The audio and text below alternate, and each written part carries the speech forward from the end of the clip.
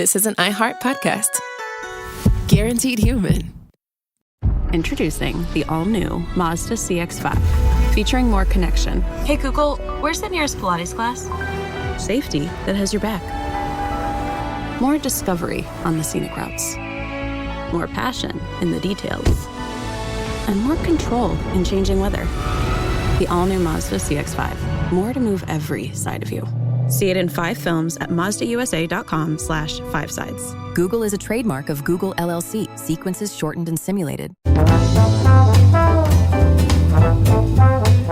Hey, and welcome to Short Stuff. I'm Josh, there's Chuck, and this is Short Stuff. And we are talking about a little nursery rhyme, pretty adorable in its nature, that you may have heard of before. It's called Mary Had a Little Lamb. Oh, wait a minute. Was this lamb's fleece as white as snow? It was, and there was something remarkable about it in that wherever Mary went, the lamb went as well. It sounds like a stalker to me. A little bit. So this is pretty interesting in that this is controversial. I mean, this cute little nursery rhyme that every English-speaking kid on the planet has heard at one time or another, especially if you were raised in America, may have had, number one, a real-life origin, and number two, there are 2 towns in Massachusetts and New Hampshire where the local historical societies will fight each other with bike chains and brass knuckles if they run into one another in public. Yeah, this is really interesting. In Sterling, Massachusetts, if you go, you're going to see a little copper statue of a little lamb, and it's Mary Sawyer's little lamb specifically, which she brought to school in 1815. Yeah. She was a little girl who, and this, I guess we should say allegedly for all this stuff because everyone's saying that each other is wrong. So allegedly, Mary saved this little lamb, nursed it back to health overnight, and over a few days, the lamb got much better, and then she was going to go to school one day, and her brother Nat said, "Hey, why don't you bring that lamb to school since you love it so much?" Why don't you marry it?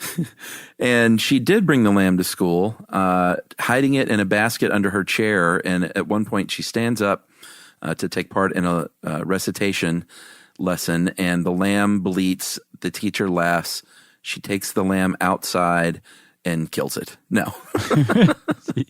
She takes the lamb outside and stores it in the shed, but this caught the idea of a guy named, or the eye of a guy named John Rollstone.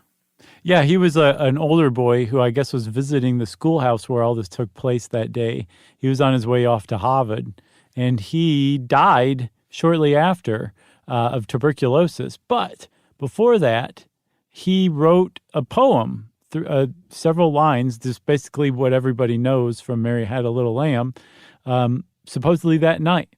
Like he was so taken by this event, came back the next day on horseback and handed Mary the little poem he wrote for her.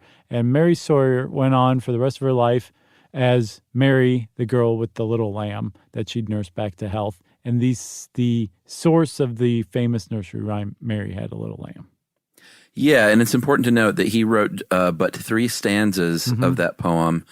And I think he was just thought it was cute. I think it's an adorable story that not only did she nurse this little lamb and take it to school, but this, rising freshman at Harvard was so smitten with this whole thing on his little visit to the school that he wrote a poem about it. That's right. It's adorable. Then he died of tuberculosis later that year. Yeah, point that out again. And So John Ralston and Mary Sawyer are the source of the inspiration and the basis of that nursery rhyme, Mary Had a Little Lamb, as far as Sterling, Massachusetts is concerned. But if you drive a little further north, about 90 miles north into New Hampshire, southwest New Hampshire, you come across the town of Newport, you will get a totally different story. That their position is basically that Mary Sawyer was a lying old lady who lied her whole life and made up this fantastic tale, and that it was really Sarah Josepha Hale, who was a native of Newport, New Hampshire, who was very famous for setting up the first Thanksgiving in the United States. Like as a national holiday, she's the one that made that happen. That she's the one who wrote Mary Had a Little Lamb. Right. And I think we should take a break. Okay. And before we do that, I want to point out that Josh did not misspeak. Her middle name was Josepha and not Joseph. Or Josephine. It just sounded a little funny, and people might think, why did Josh spice that one up? Put a little mustard on it. So we'll come back and explain more about her story and where Henry Ford figures in right after this.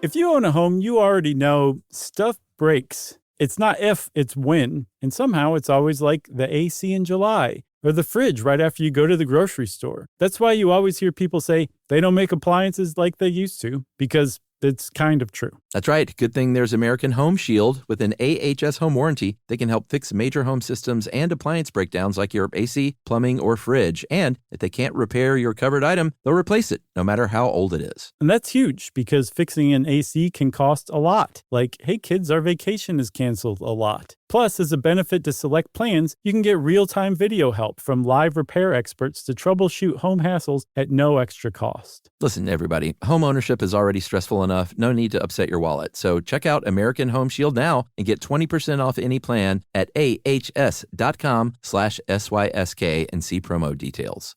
See ahs.com/contracts for coverage details, including service fees, limitations, and exclusions. American Home Shield. Don't worry, be warranty.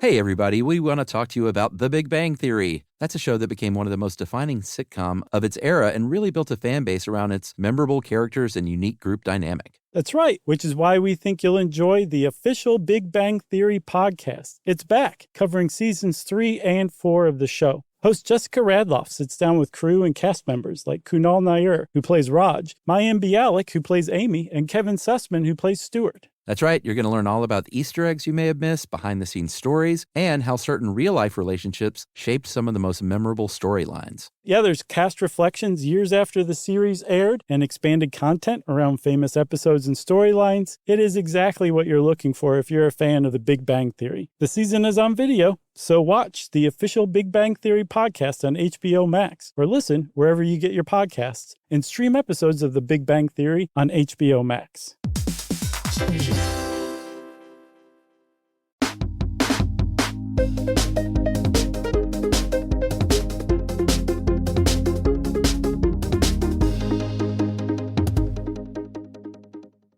All right.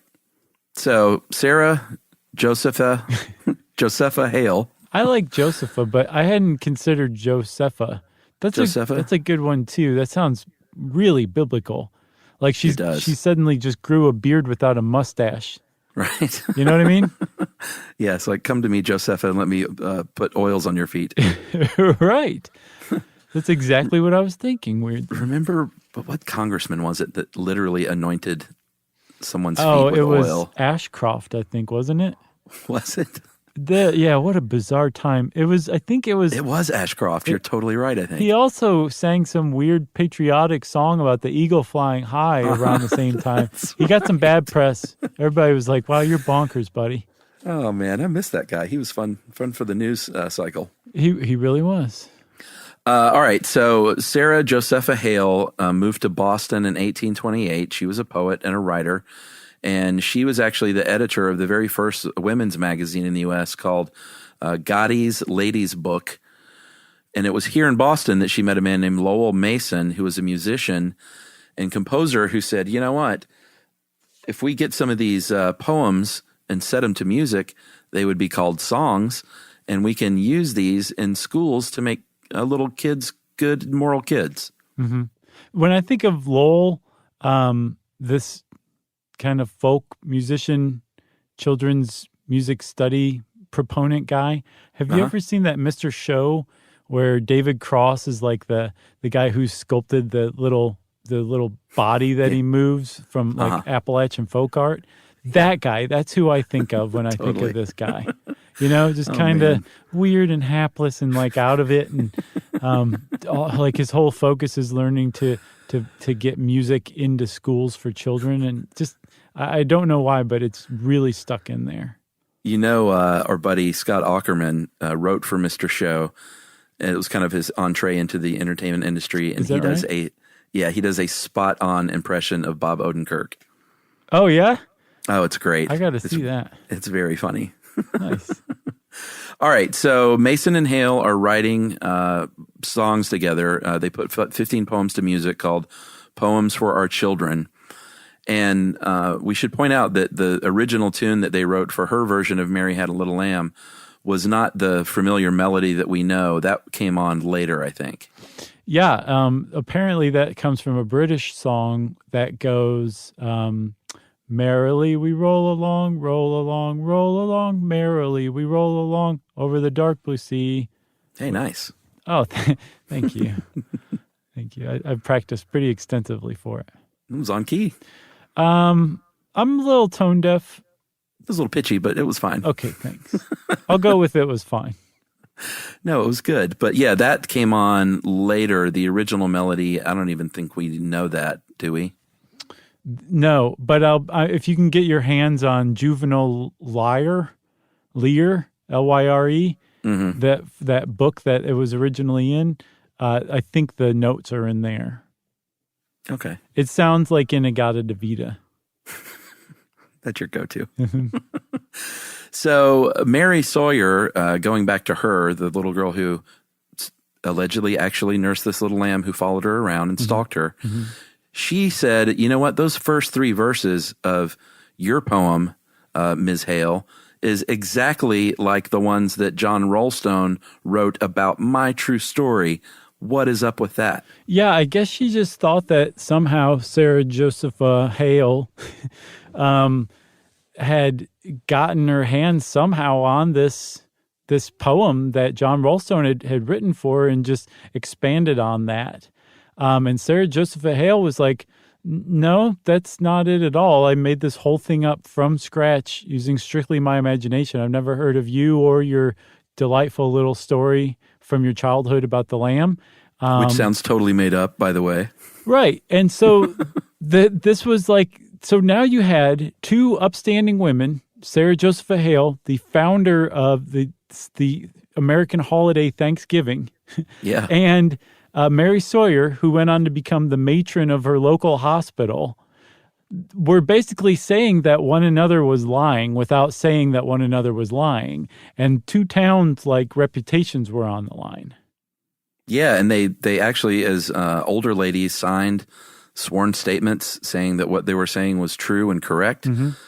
And it kind of went on like this for a little while. And I promised Henry Ford, and here we're going to deliver, because in 1927, automobile magnate Henry Ford got involved and was firmly in the Mary Sawyer camp. Firmly. He was just a fan of hers, I guess, because he bought the original frame from that red schoolhouse and moved it to Sudbury, where he owned an inn. And he wrote a book about this called The Story of Mary and Her Little Lamb. I find that him moving the inn to Sudbury confuses the story tremendously, because it just takes 2 small towns and adds a third one unnecessarily, if you ask me. Sure. You know? But yes, Henry Ford wrote a 60-page book just basically touting Mary Sawyer's story, much to the chagrin of the town of Newport, New Hampshire, and its historical society. And to this day, they will say, like, Henry Ford made a great car. I don't know how he would be really as an historian, so, his opinion doesn't count for much. What I want to know is what was on the other 56 pages. Right. Yeah. Couldn't have taken more than 4 to tell this little story. No, I know. I don't know what he talked about. And I think my joke bone is broken because I can't come up with anything stupid to add. Well, it depends on, there are very much 2 camps here. And to this day, people that defend Sawyer are like, this is a sweet, sweet girl who had this sweet story. Why would she make this up and tell it her whole life? Right. And Hale defenders were like, well, why would she just conjure up this poem out of thin air? Or, why would she copy it and claim she conjured it from thin air? Because she wouldn't have even known about this poem. Yeah, she just, from what I can tell, she doesn't seem like the type who would have committed plagiarism and then stuck to the lie her entire life. Yeah. It's a mystery. And even Henry Ford couldn't solve it. But to end this one, because we don't really have a resolution to it, there is like the full poem by Sarah Josepha Hale. It ends pretty cutely because she's talking about how everyone wanted to know why the lamb loved Mary so much. And in the poem, it says, well, it's because Mary loves the lamb back. Sure. And then it ends with, and you each gentle animal in confidence may bind and make them follow at your will if only you are kind. Isn't that a sweet thing to teach little kids? Be kind to animals, and you can basically be the boss of them. Yes, and you will never be a serial killer. That's right, because you're kind to them rather than torturous of them. That's right. Well, that's it for Short Stuff, everybody. We're out. Stuff You Should Know is a production of iHeartRadio's How Stuff Works. For more podcasts from iHeartRadio, visit the iHeartRadio app, Apple Podcasts, or wherever you listen to your favorite shows.